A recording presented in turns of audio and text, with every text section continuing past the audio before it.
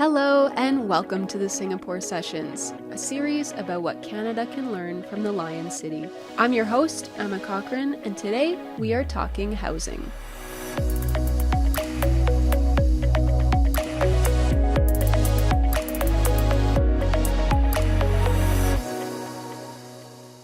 I wanted to focus on housing because it is one of these big issues that our government is trying to tackle. And Singapore has such a completely different model from what we do that I think it's worth looking at and considering what might work here.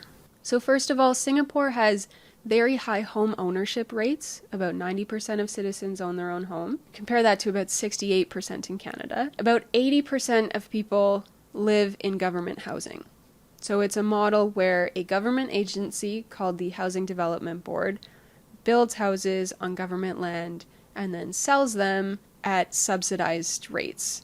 It's typically on a 99-year leasehold agreement. So it's a type of ownership where you can buy, you can resell, you can pass it down, you have agency over what you do with the unit, but the land remains the property of the state. And that creates a system where home ownership is affordable and accessible for everyday Singaporeans in a way that it is just not in Canada. It's also worth noting that when Singapore gained independence in 1965, home ownership rates were at 27%. Ours was about 60%. So it has been a huge shift over the past 60 years, and a very purposeful one. Singapore's founding Prime Minister Lee Kuan Yew associated home ownership with nation building. Because the country was so young and it didn't really have any sort of shared history or national unity, he felt that people would be more willing to invest in the country, to stand up and fight for the country, if they had a stake in the country's future. And so he saw home ownership as key to political stability, social cohesion, national identity, national security. I think there's a lot to like about a system that prioritizes home ownership. There have been studies done that talk about how affordable home ownership has a lot of benefits for the individual compared to just subsidized rents. You know, on the one hand, it's more stability, more security, but they've also associated better long-term educational and financial aspects associated with ownership, more of a sense of connection to the community. And so having a housing system that puts home ownership first, I think serves Singapore quite well. On the downside, the units are really small, partially because of those land constraints. There can also be long wait times. You know, they are running out of space to build new units. If you're looking for your first flat, you can wait a few years before you're able to get one. And then there is a bit of an issue where this model reinforces a high degree of government control. So because the government owns the land, the government builds the units, the government's selling the units, they get to decide who gets the unit, who gets what kind of subsidy. So, for example, a married couple gets access to different types of units, different types of subsidies compared to a single person. If you're single, you generally have to wait until you are above 35 to get a new unit. And they also don't recognize same-sex marriage. And so, depending on your sexuality, you have very different housing opportunities. So from an affordability and ownership rate perspective, there's lots to like. From a equal access to housing perspective, there is definitely room for improvement. I think it's also worth considering this concept of the 99-year lease because Singapore is still quite a young country and most of these units were built in the 60s and 70s. We don't really know what happens when the leases expire. We heard one anecdote about a community that I guess had shorter lease terms, and they waited until it expired, and the government basically just told them, time to leave. No compensation. It's just the land goes back to the government. They're going to redevelop it.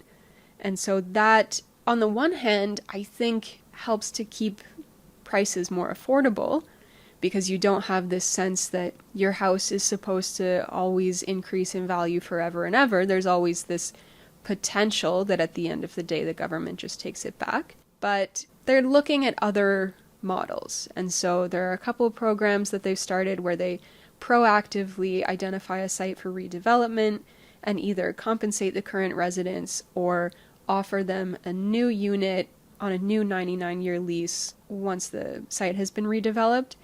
So that could be an option as some of these leases start to come up for expiry, but we really don't know what that's going to look like yet. So, meanwhile, in Canada, we are in a moment where home ownership has become unattainable for a large number of Canadians. Our construction hasn't kept up with population growth. Our house prices have skyrocketed without a similar increase in wages.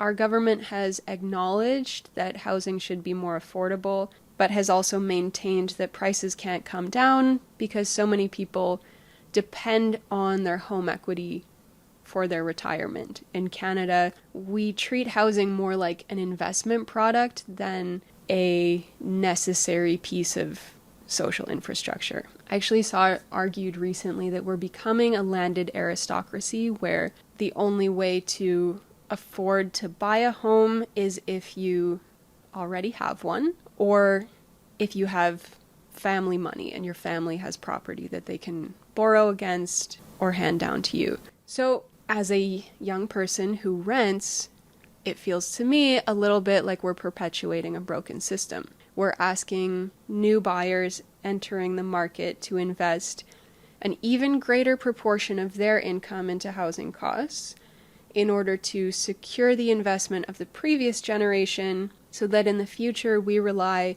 even more on our homes as our primary asset, and we need to keep prices even higher or face economic collapse because we've incentivized higher and higher investment in real estate instead of other more productive uses of capital. So this is obviously a bit of a sore point for me, but let's look at what we're trying because it's not all bad. There are lots of groups working on this. So we do have some public housing, some subsidized rental programs, rent geared to income programs to support the most vulnerable with being in housing. We have groups like Habitat for Humanity that focus on affordable home ownership. They can't build at scale, but they're doing that kind of work. We have alternative housing models like co-ops and co-housing that offer some of the benefits of ownership and having agency over your housing and long-term stability without necessarily the huge investment in the asset. And then we also have things like there's more community land trusts to keep housing affordable. We also do have some examples too of 99-year leasehold units on public land.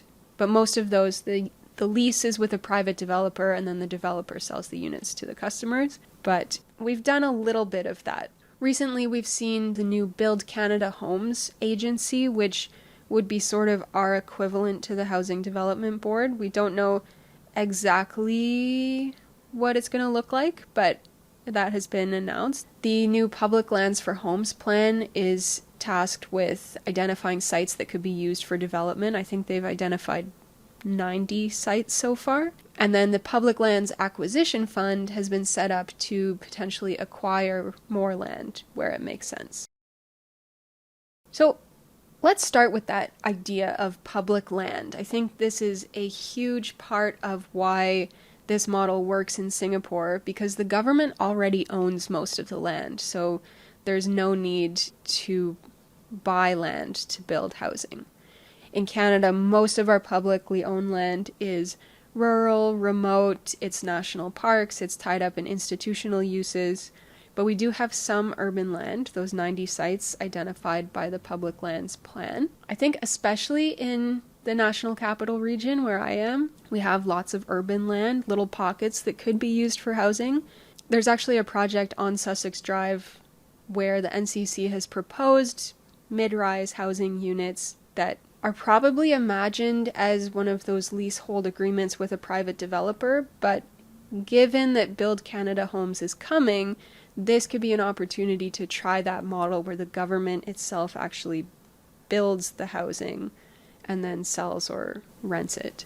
That project has actually had a lot of pushback from the community, the usual reasons about, more cars, less green space, etc. But that is a good reminder that we have so many more stakeholders here. We have the city, we have the province, the federal government, we have different federal agencies, we have community associations, we have Indigenous consultations, and it takes a lot of work to get everyone aligned. And then in Singapore, if the government owns some land, the government wants to build housing, the government builds housing.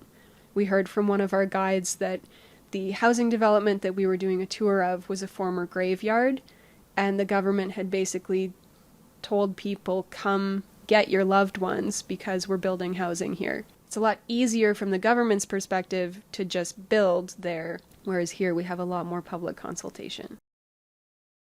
The next thing that I want to talk about is money. So I think when we hear government building homes, government subsidized housing, affordable housing, to some people that can sound like a very expensive proposition for taxpayers. But the thing about Singapore's model is that because they're working on an ownership model, they actually recover a lot of the costs through the sale of the flats. So yes, they have to subsidize the construction costs, but when they sell the units, they get a lot of that investment back. And because they're building at scale, some of the higher end units closer to the core, more bedrooms, they can charge more for, and that helps to subsidize some of the more affordable units. And so I think looking at that idea of an ownership, affordable home ownership model, it doesn't have to be as expensive as it sounds when you talk about 80% of people living in government housing.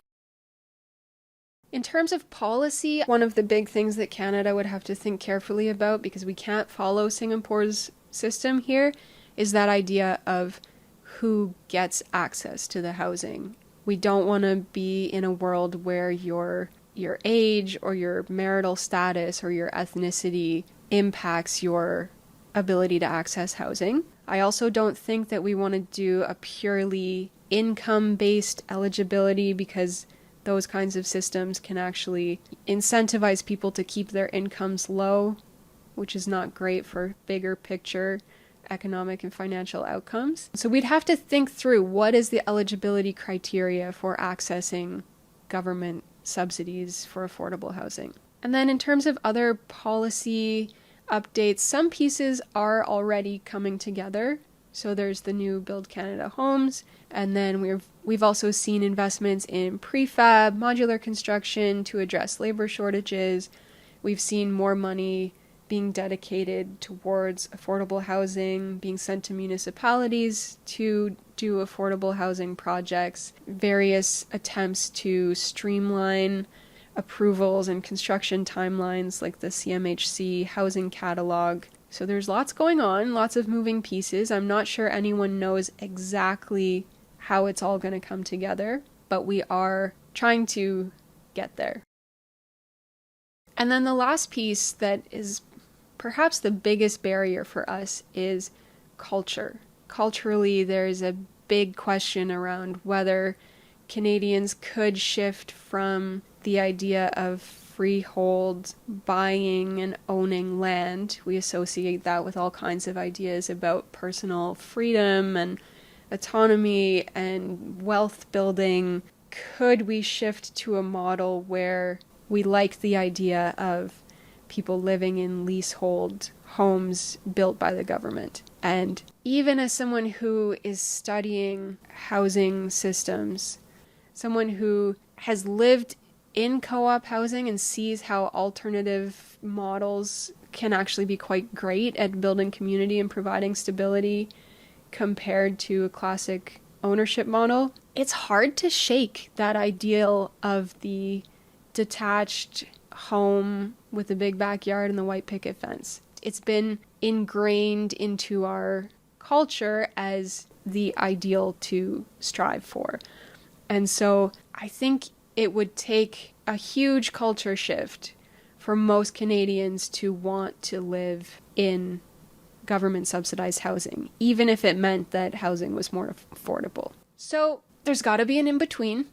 There's got to be something between 80% of people live in government subsidized units and our current system where there's this widening gap between the people that own property and the people that don't. There's some kind of midpoint there. And I think because it's Canada, because we're so big and we have all these different regions and different priorities and different contexts, it is going to be kind of a patchwork model. I don't think it's going to be one solution that the federal government implements that works everywhere. So I think it'll be a result of a number of good ideas coming together to shape a better housing system. And so when I think about what Singapore can teach us, it's not about the mechanics of a government housing board or a 99-year lease, but it's more about the philosophy that housing is nation building, housing is part of our social infrastructure, rather than seeing housing as a guaranteed investment that should go up in value forever and be your retirement savings. Changing the mindset to this idea that having affordable home ownership for all of your citizens helps to create a shared stake in our country's future, gives people a reason to invest in their community. That, I think, could be the foundation for a much better housing system more broadly.